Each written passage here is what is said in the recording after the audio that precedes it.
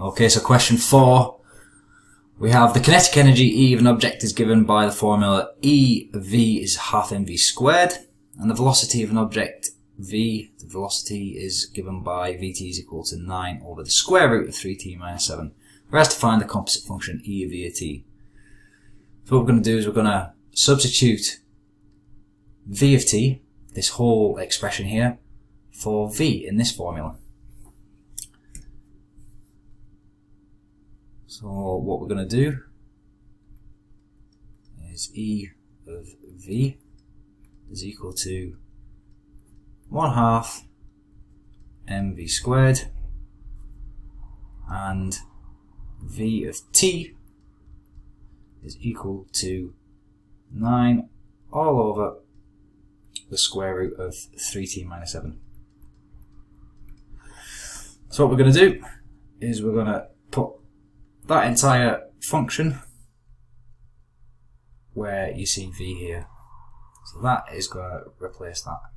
Bit tricky because we've got a square root and we've got to multiply, we've got a half, so this takes a little bit of trickery to get the final expression, but it's just a series of steps.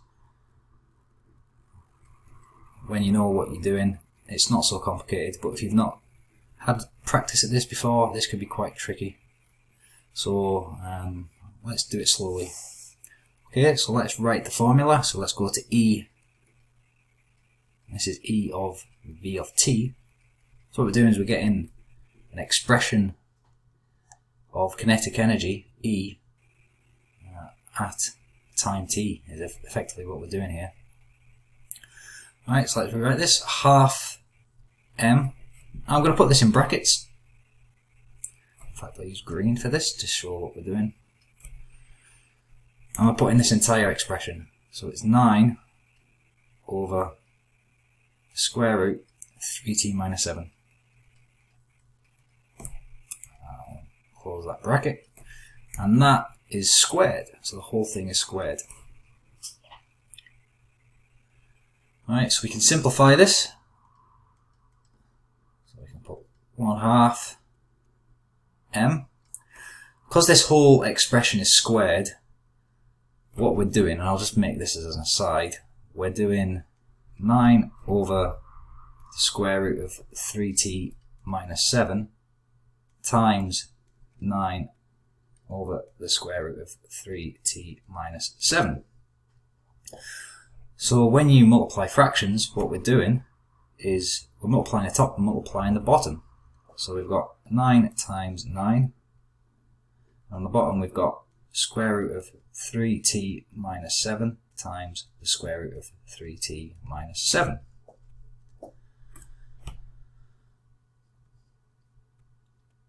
And that comes to, so 9 times 9, 81.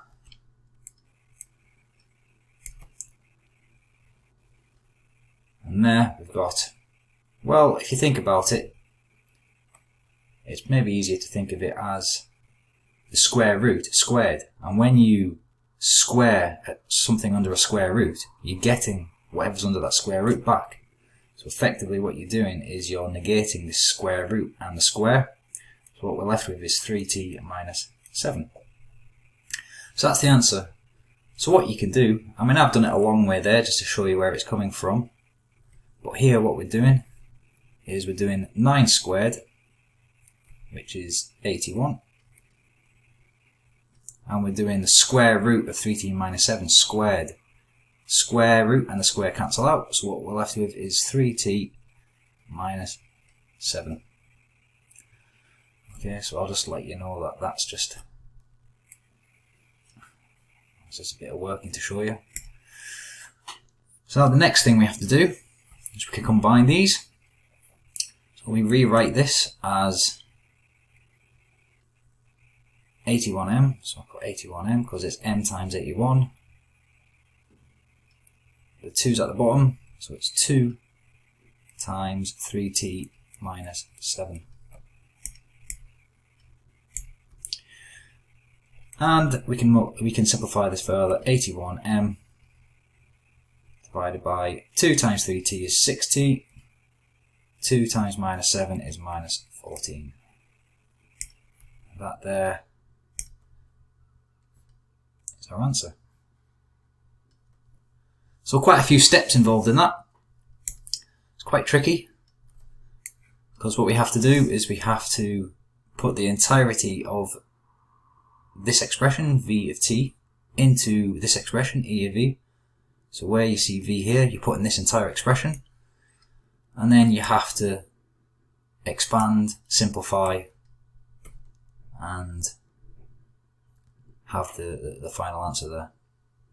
So knowledge of indices, a knowledge of fractions, a knowledge of squares and square roots, and a knowledge of simplifying top and bottom. So quite a few steps.